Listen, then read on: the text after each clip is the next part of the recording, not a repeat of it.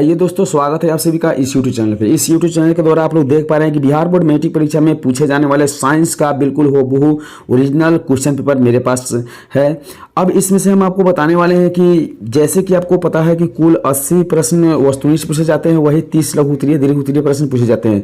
कुल मिला के आपको 116 प्रश्न एग्जाम में पूछा जाता है, जिसमें से 80 वस्तुनिष्ठ प्रश्न होता है। किन्हीं 40 वस्तुनिष्ठ प्रश्नों का उत्तर सही आपको OMR शीट में देना होता है। जो निर्देश आपको बिल्कुल दिखा देते हैं कि सबसे पहले ऑब्जेक्टिव प्रश्न आते हैं, वो खंड अ से आते हैं, जिसे सेक्शन ए कहा जाता है। इसमें आपको 1 से 80 प्रश्न आएंगे। आपको 40 किसी भी 40 प्रश्नों का उत्तर OMR शीट में आपको देना होगा। तो देरी नहीं करते हुए वीडियो को शुरू करते हैं और कोशिश करते हैं कि इस तरह की वीडियो जब भी इस यूट्यूब चैनल के माध्यम से आए तो आप फुल वॉच करें, पूरा देखें, ताकि यह वीडियो बिल्कुल आपके मैट्रिक बोर्ड परीक्षा में आने वाला प्रश्न लेकर ही आया है। तो बिल्कुल आप कोशिश करिएगा कि वीडियो को शुरू से अंत तक देखें। और वीडियो पहली बार अगर आए हैं और वीडियो को पहली बार देख रहे हैं तो वीडियो पर लाइक जरूर कर दीजिएगा, और चैनल पर पहली बार है तो सब्सक्राइब करके बेल आइकन को जरूर प्रेस कर लीजिएगा। तो चलिए हम शुरू करते हैं कि आज की वीडियो का पहला प्रश्न क्या है। तो आप लोग देख पा रहे हैं दिया हुआ है कि निम्नलिखित में से कौन ऊर्जा अनवीकरणीय स्रोत है। निम्नलिखित में कौन ऊर्जा का अनवीकरणीय स्रोत है। याद रखिएगा कि पेट्रोलियम जो होता है ऊर्जा का अनवीकरणीय स्रोत होता है। एक एक प्रश्न इंपॉर्टेंट है, बिल्कुल इस वीडियो को स्किप नहीं करना है, आपको शुरू से अंत तक वीडियो को देखना है, क्योंकि अब आपका एग्जाम जो है बहुत नज़दीक आ चुका है। बिल्कुल आपको कोशिश करना है कि जो भी वीडियो इस यूट्यूब चैनल के माध्यम से बनाया जा रहा है उसे फुल वॉच करें, पूरा देखें। चलिए दूसरे नंबर प्रश्न हम लोग फिलहाल देख लेते हैं। दिया हुआ है कि जीवाश्म ईंधन की ऊर्जा का वास्तविक स्रोत है। जीवाश्म ईंधन की ऊर्जा के वास्तविक स्रोत क्या होता है। याद करके रखना है कि इनमें से कोई नहीं हो सकता है, ठीक है ना। याद करके रखना है कि इनमें से कोई नहीं आपको नाभिकीय संलयन होगा, ना सूर्य होगा, ना चंद्रमा होगा, ठीक है। चलिए अगली प्रश्न देखते हैं। अगली प्रश्न 3 नंबर प्रश्न दिया हुआ है कि जो दहन कर ऊष्मा उत्पन्न करते हैं उन्हें कहा जाता है। जो दहन कर ऊष्मा उत्पन्न करते हैं उन्हें क्या कहा जाता है। तो उन्हें ईंधन कहा जाता है। याद रखना है क्या कहा जाता है, ईंधन कहा जाता है। अगली प्रश्न 4 नंबर प्रश्न देखेंगे। दिया हुआ है कि यूरो 2 का संबंध है। यूरो 2 का संबंध किससे है देख लीजिए। इसमें ऑप्शन में दिया हुआ है कि यूरो 2 का संबंध जो होना चाहिए वायु प्रदूषण से होना चाहिए, मृदा प्रदूषण से होना चाहिए, जल प्रदूषण से। तो याद करके रखना है कि वायु प्रदूषण से जो है यूरो 2 का संबंध है। चलिए अगले प्रश्न देखते हैं। 5 नंबर प्रश्न दिया हुआ है कि 5 नंबर प्रश्न की श्वेत प्रकाश में वर्ण विक्षेपण उत्पन्न करता है। श्वेत प्रकाश में वर्ण विक्षेपण उत्पन्न करता है। इसकी जो सही उत्तर क्या है, ऑप्शन डी बिल्कुल है प्रिज्म है। वीडियो के बीच में एक मोटिवेशन थॉट सुनाना चाहेंगे। आप लोग कोशिश करेंगे कि आप लोग पूरा शुरू से अंत तक जरूर सुनिएगा। यह 1 मिनट का थॉट है। एक बार जंगल में आग लगा था और जंगल से पूरे जीव जंतु अपनी जान बचाने के लिए भाग रहे थे। तो क्या हुआ कि एक चिड़िया ने कोशिश किया कि हम जंगल के आग क्यों नहीं बुझाए, तो अपने चोंच में पानी भर के लाकर और जंगल में अब आग बुझाने की कोशिश कर रहे थे। तो क्या हुआ कि सारे जंगल के जो जीव जंतु देखकर चिड़िया को हंस रही थी कि एक चिड़िया भला चोंच के अपने पानी से इस जंगल का आग बुझा सकता है। तो इस पर चिड़िया ने बोला कि भले हम इस चोंच के पानी से जंगल की आग बुझाए या ना बुझाए, लेकिन जिस दिन जंगल का इतिहास लिखा जाएगा उस दिन इतिहास में ज़रूर जिक्र किया जाएगा कि जब जंगल में आग लगा था तो एक चिड़िया ही थी जो जंगल को आग को बुझाने की कोशिश कर रही थी। तो हम कहना चाहते हैं कि अगर आपसे 80 में 80 ऑब्जेक्टिव टच नहीं हो तो 80 से 40 ही तो बनाना है, और 40 में अगर कुछ कम हो तो कोई दिक्कत नहीं है।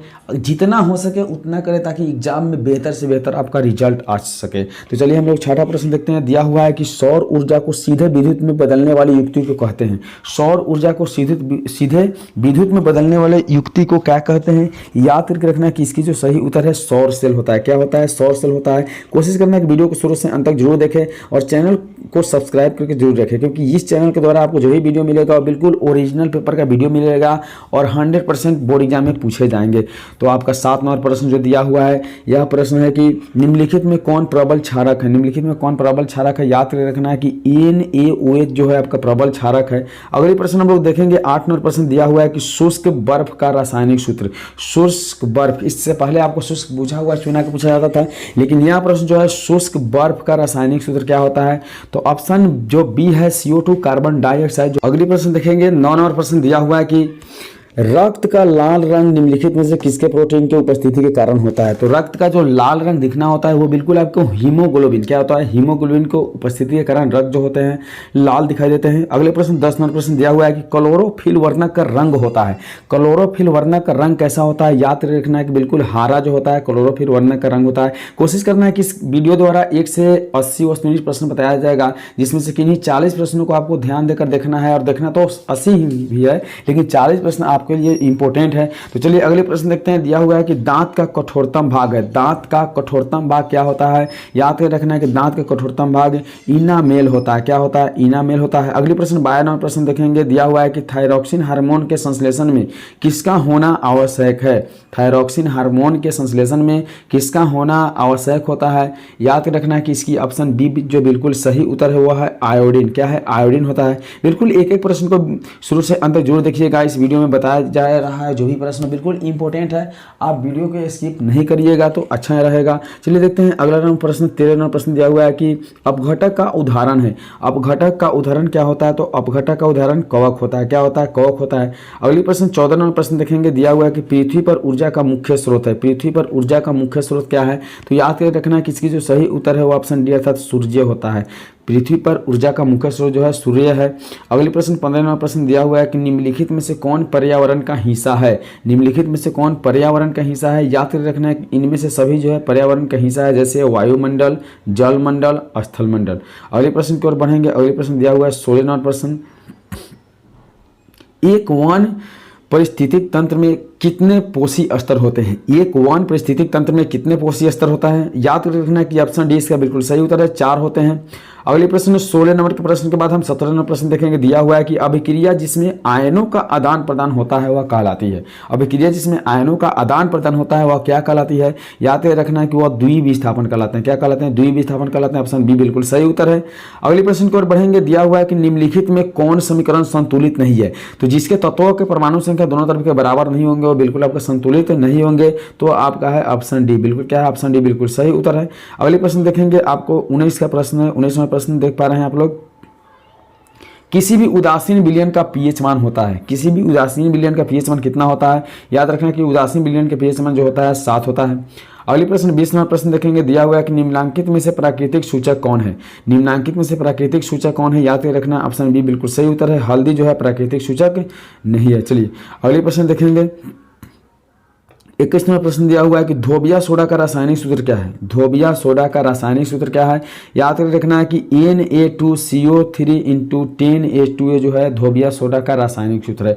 अगले प्रश्न देखेंगे। दिया हुआ है कि निम्नांकित में से कौन सा विजातीय यौगिक है? निम्नांकित में से कौन जो है विजातीय यौगिक है? इसकी जो सही उत्तर है ऑप्शन डी बिल्कुल सही उत्तर है। प्लास्टर और पेरिस जो है विजातीय यौगिक है। अगले प्रश्न 23 नंबर प्रश्न दिया हुआ है कि सबसे कठोर प्राकृतिक पदार्थ है। सबसे कठोर प्राकृतिक पदार्थ क्या है? याद रखना है कि हीरा जो है सबसे कठोर प्राकृतिक पदार्थ है। अगले प्रश्न देखेंगे। 24 नंबर प्रश्न दिया हुआ है कि निम्नलिखित में से कौन सा आयन लाल लिटमस पत्र को नीला कर सकता है? निम्नलिखित में से कौन सा जो आयन होता है वह लाल लिटमस पत्र को कैसा कर देता है? नीला कर देता है। याद रखना कि इसकी जो सही उत्तर है ऑप्शन बी अर्थात हाइड्रोजन OH- जो होता है, हाइड्रोजन ऋणायन जो होता है वो आपको क्या कर देता है? तो लिटमस पत्र को नीला कर देता है। अगले प्रश्न देखेंगे। 25 नंबर प्रश्न दिया हुआ है कि फल पकाने वाला हार्मोन है। फल पकाने वाला हार्मोन क्या होता है? याद रखना है एथिलीन। फल पकाने वाला हार्मोन जो होता है बिल्कुल याद रखना है एथिलीन होता है। अगले प्रश्न देखेंगे। 26 नंबर प्रश्न दिया हुआ है कि गोबर छत्ता है। गोबर छत्ता क्या है? याद रखना है। तो गोबर छत्ता जो होता है एक मृत जीवी होता है। क्या होता है? एक मृत जीवी होता है। अगले प्रश्न देखेंगे। 27 नंबर प्रश्न दिया हुआ है कि ओजोन का आणविक सूत्र है। ओजोन का आणविक सूत्र क्या होता है? याद रखना है ऑप्शन बी बिल्कुल सही उत्तर है। ओजोन का आणविक सूत्र O3 होता है। अगले प्रश्न देखेंगे। 28 नंबर प्रश्न दिया हुआ है कि कवक में पोषण की कौन सी विधि है? कवक में पोषण की कौन सी विधि है? याद रखना कि इसकी जो सही उत्तर है ऑप्शन सी अर्थात मृत जीवी है। क्या है? मृत जीवी है। अगले प्रश्न 29 नंबर प्रश्न देखेंगे। दिया हुआ है कि परिस्थितिक तंत्र में ऊर्जा का प्रवाह होता है। परिस्थितिक तंत्र में ऊर्जा का प्रवाह होता है। ऑप्शन ए बिल्कुल सही है। एक दिशीय होता है। क्या होता है? एक दिशीय होता है। याद रखना है। अगले प्रश्न की ओर बढ़ेंगे। जो 30 नंबर प्रश्न दिया हुआ है। 30 नंबर प्रश्न है आपके सामने कि मानव हृदय में कितने कोष्ठक पाए जाते हैं? मानव हृदय में कितने कोष्ठक पाए जाते हैं? याद रखना कि इसकी जो सही उत्तर है ऑप्शन डी अर्थात 4। मानव हृदय में 4 कोष्ठक पाए जाते हैं।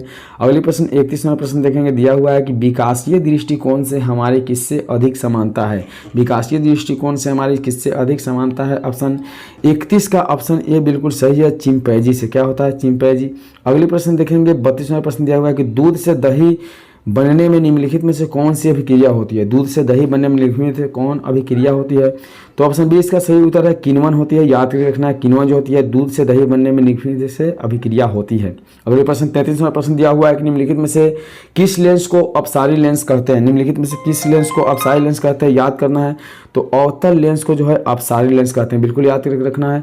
अगले प्रश्न को बढ़ेंगे। 34वां प्रश्न दिया हुआ है कि दृश्य प्रकाश में किस वर्ण का तरंग दैर्ध्य अधिकतम होता है। दृश्य प्रकाश में किस वर्ण का तरंग दैर्ध्य अधिकतम होता है, याद करके रखना है कि लाल जो होता है, लाल रंग का तरंग दैर्ध्य अधिकतम होता है। 35वां प्रश्न देखेंगे, दिया हुआ है कि प्रतिरोध का मान बढ़ाने के लिए प्रतिरोधकों को जोड़ा जाना चाहिए। प्रतिरोध के मान बढ़ाने के लिए प्रतिरोधक को जोड़ा जाना चाहिए। इसकी जो सही उत्तर है पार्श्व क्रम में। कैसे जोड़ा चाहिए, पार्श्व क्रम में।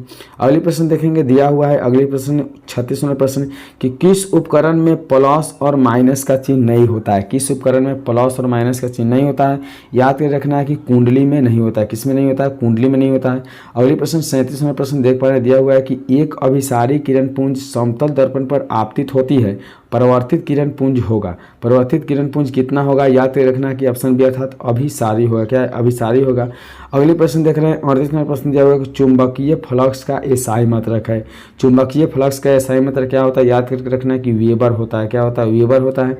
अगले प्रश्न 39वां प्रश्न दिया हुआ है कि एमीटर के शून्य तथा 2 अंकों के बीच 20 विभाग है, तो एमीटर का अल्पतमांक क्या होगा। एमीटर का अल्पतमांक क्या होगा, ऑप्शन बी बिल्कुल सही उत्तर है। याद कर रखना है कि 0.1 एम्पियर। क्या होगा, 0.1 एम्पियर। अगले प्रश्न देखेंगे 40वां प्रश्न दिया हुआ है कि यदि कई प्रतिरोध समांतर हो तो उनका समतुल्य प्रतिरोध होगा। यदि कई प्रतिरोध समानांतर हो तो उनका समतुल्य प्रतिरोध क्या होगा, याद कर रखना। ऑप्शन बी बिल्कुल सही उत्तर है, प्रत्येक प्रतिरोध से कम। क्या होगा, प्रत्येक प्रतिरोध से कम होगा। अगले प्रश्न देखेंगे 41वां प्रश्न दिया हुआ है कि निम्नलिखित में से किससे रंध्र के छिद्र घिरे रहते हैं। निम्नलिखित में से किससे रंध्र के छिद्र घिरे रहते हैं, इसकी सही उत्तर जो है ऑप्शन बी अर्थात गार्ड कोशिका से। तो कोशिश करेंगे कि हम लोग 1 से 40 प्रश्न देखने वाले थे इस वीडियो में, बिल्कुल हम 1 से 41 प्रश्न बता दिए। इसके साथ और इसी प्रकार के वीडियो देखने के लिए आप इस YouTube चैनल को सब्सक्राइब करके बेल आइकन को जरूर प्रेस कर लीजिएगा। और वीडियो अगर अच्छा लगा हो तो कमेंट करके जरूर बताइए कि इस तरह की वीडियो आपको चाहिए या नहीं चाहिए। चलिए मिलते हैं अगले वीडियो में, तब तक